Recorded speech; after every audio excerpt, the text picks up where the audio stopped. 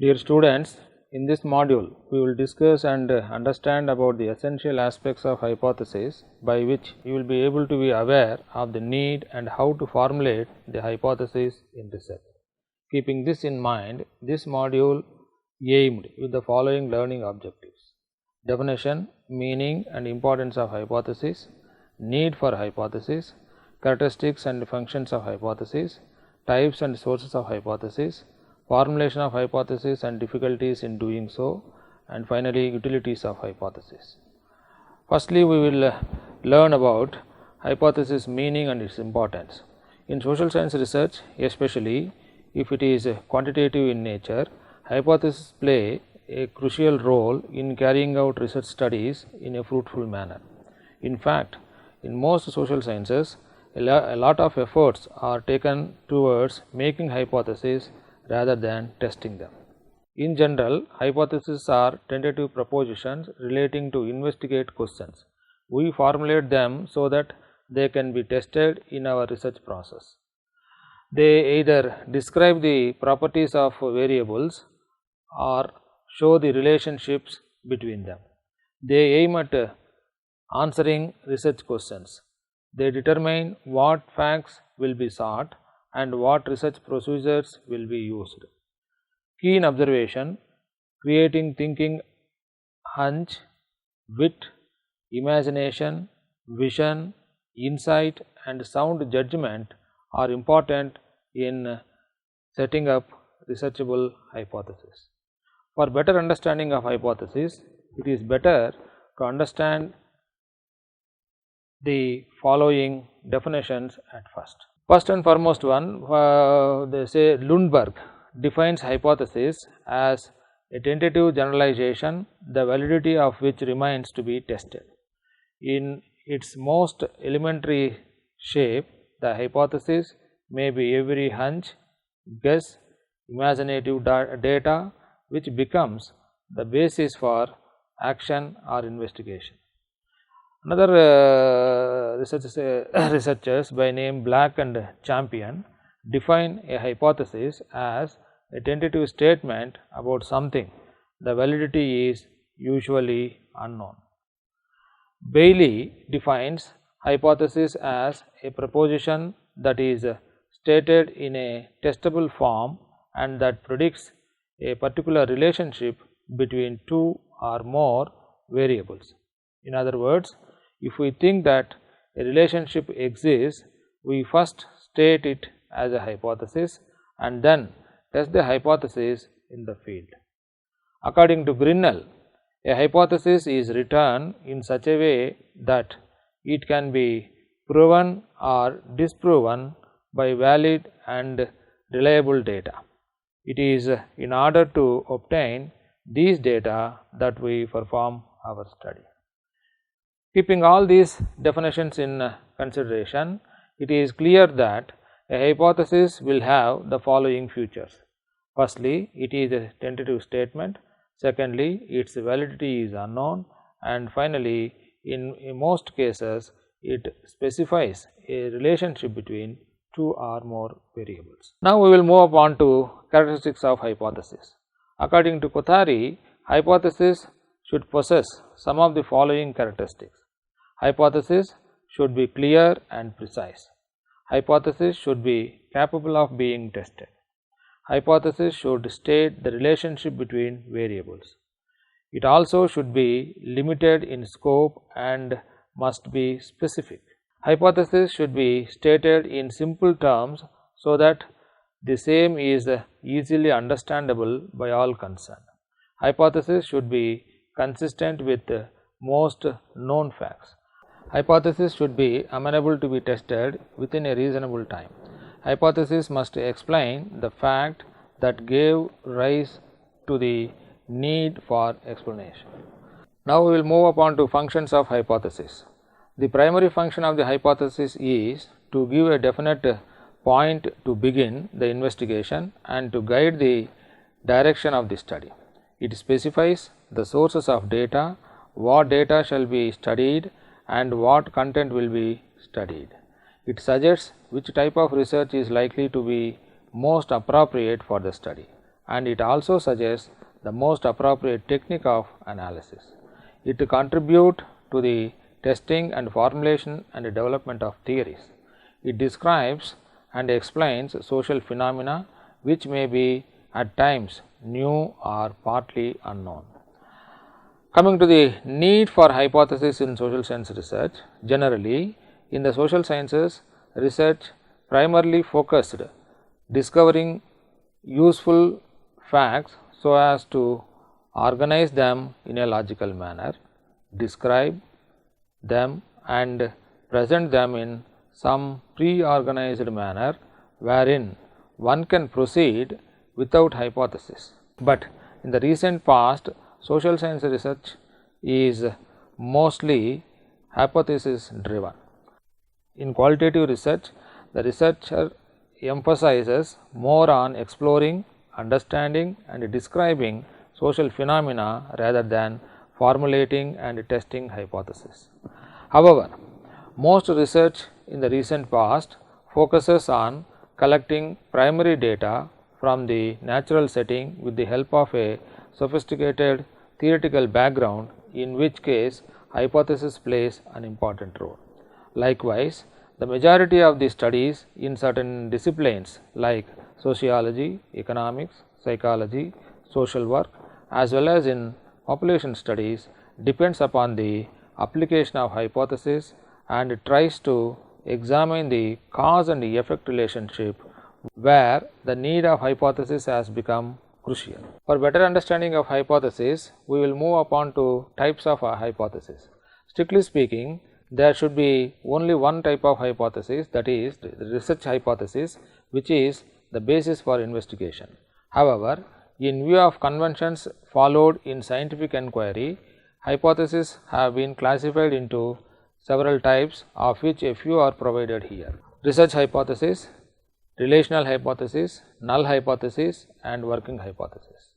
We will discuss a few words about each of these. First of all, first one is research hypothesis. These are tentative statements which describes the existence of some relationship between two or more variables. These are also named as descriptive hypothesis. Example, there exists significant relationship between level of education of women and their age at marriage. Example 2, differentials exist in age at marriage of women across their level of education. Likewise, example 3, age at marriage of women is associated with socio-cultural variables such as religion, caste, type of family, consanguinity, sibling position, age difference between bride and groom, type of marriage, horoscope matching and payment of dowry. The second type of hypothesis is relational hypothesis. These are propositions which describe the relationship between two variables. The relationship suggested may be positive or negative correlation or causal relationship. Strictly speaking, these are also research hypotheses and are also known as explanatory hypothesis. Generally, the first variable cited in the hypothesis is the independent variable and the next one is the dependent variable. For example, there exists a significant positive relationship between the level of education and level of education of women and the age at marriage. Likewise, the second one, the higher the level of education of women, the higher would be the age at marriage. Thirdly, women who are from a lower social standing, that is caste, joint family, marrying close blood relatives, born first among the siblings, entered into arranged marriage and practicing horoscope matching have a tendency to marry at early age than their respective counterparts. Third type of hypothesis are null hypothesis. These are hypothetical statements denying which is explicitly indicated in working hypothesis. They do not nor were ever intended to exist in reality. The objective of these hypotheses is to avoid the personal bias of the researcher in the matter of collection of data. Null hypotheses are mostly formulated or stated at the time of testing of hypothesis with the statistical tests of significance.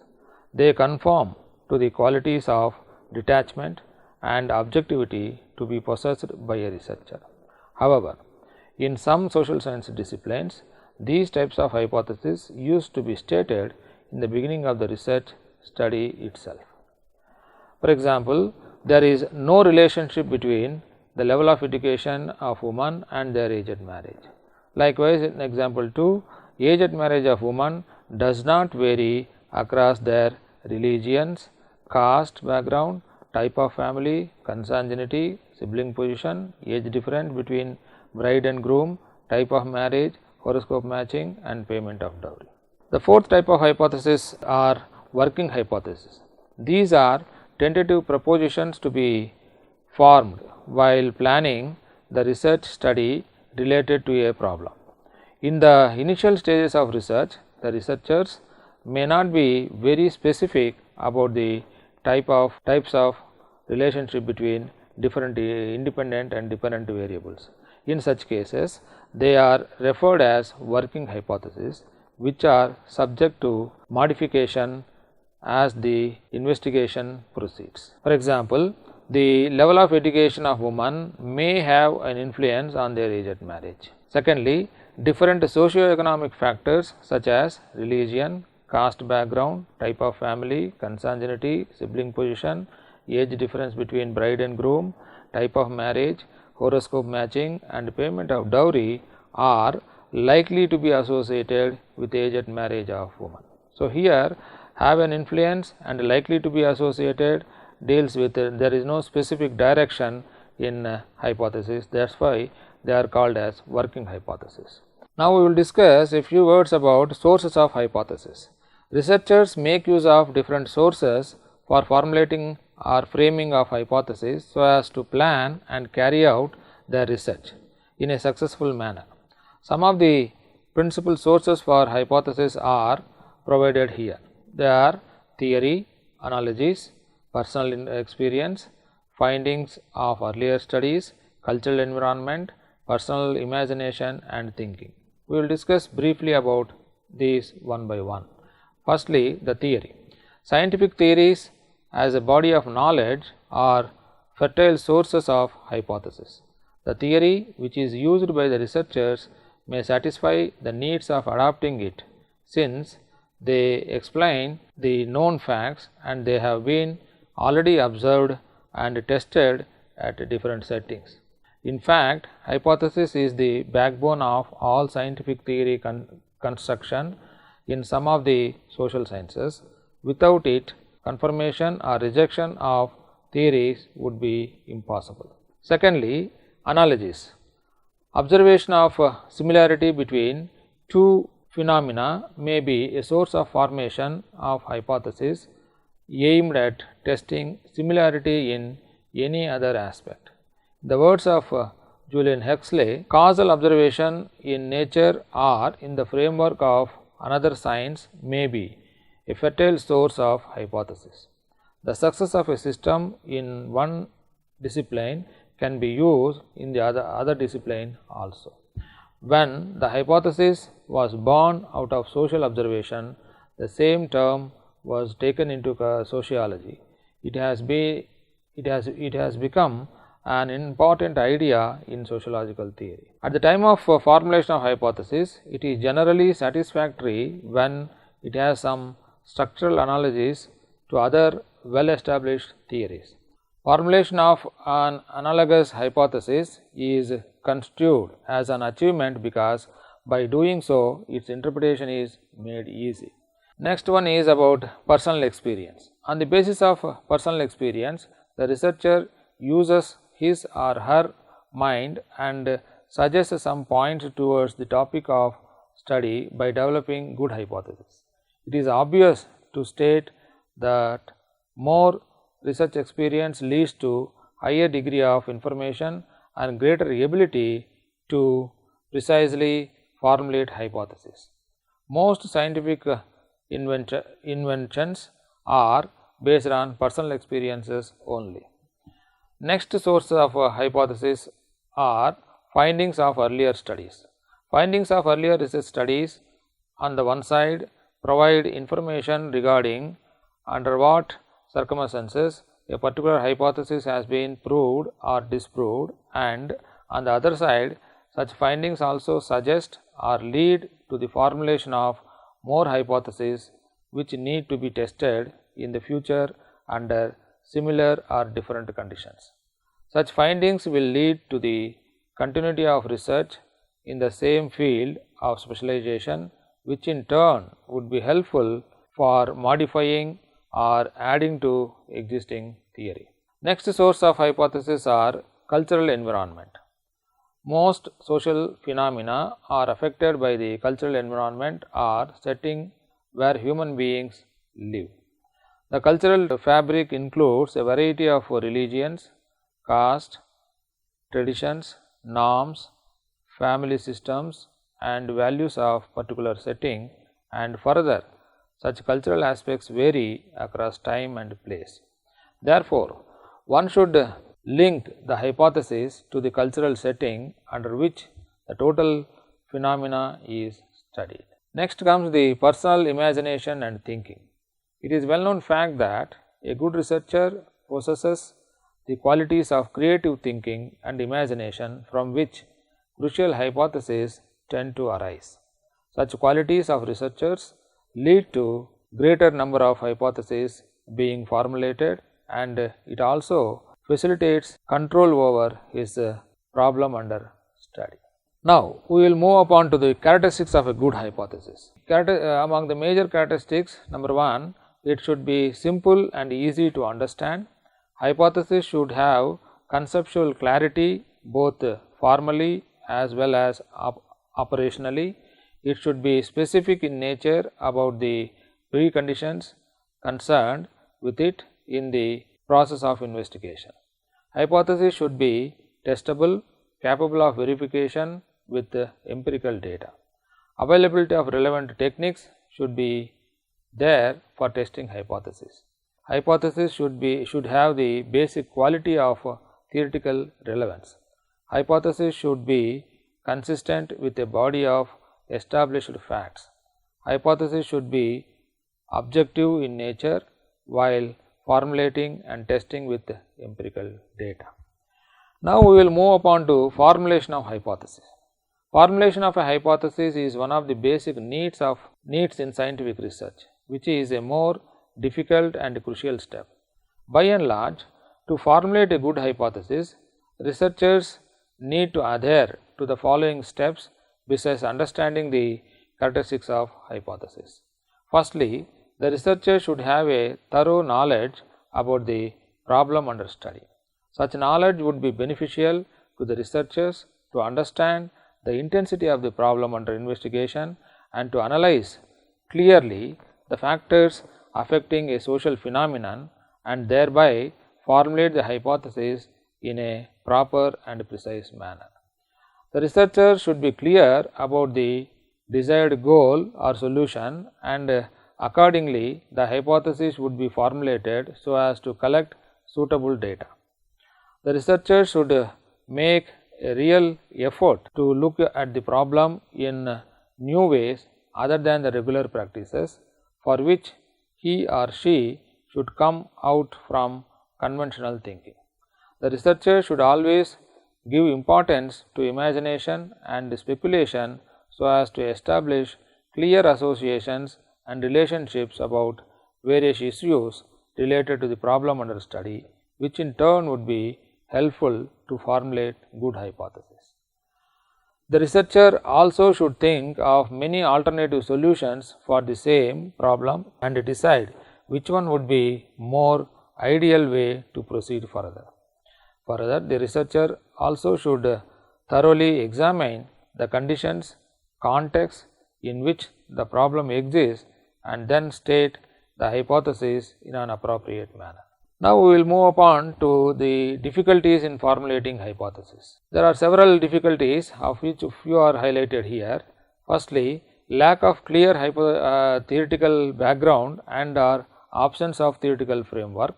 Lack of logical background and ability to utilize the theoretical background is another difficulty researchers face.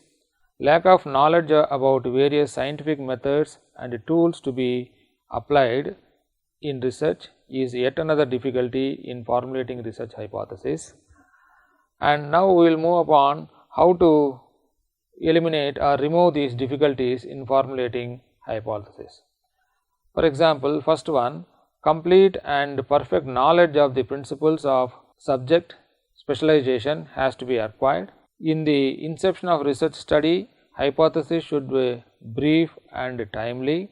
It should grow as the research proceeds further, so that the hypothesis should be developed as elaborate, that is in detail, as one proceeds with the field of research.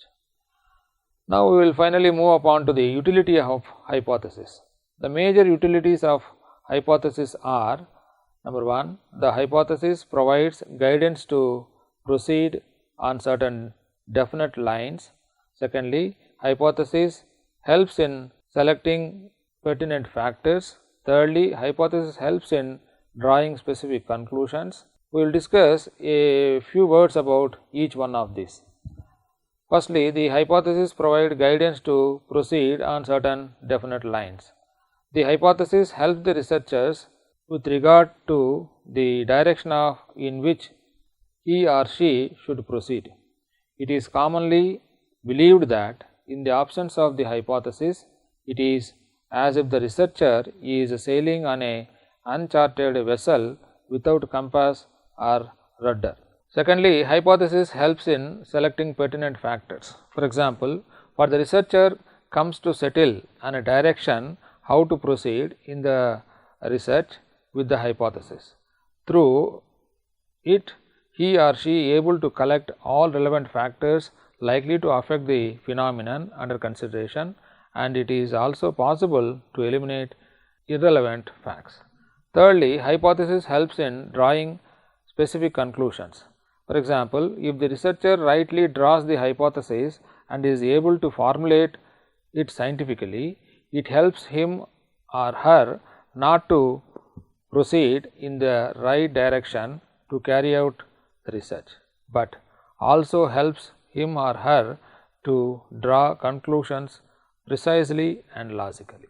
In this module, a detailed discussion is made about the various aspects related to hypothesis, like definition, meaning and importance of hypothesis, characteristics of and functions of hypothesis, types of hypothesis with suitable examples, formulation of hypothesis and difficulties, if any, faced while doing so, and finally utility of hypothesis. Dear students, hope after understanding all these aspects, your capabilities in formulation of suitable hypothesis for your research endeavors are likely to be improved upon.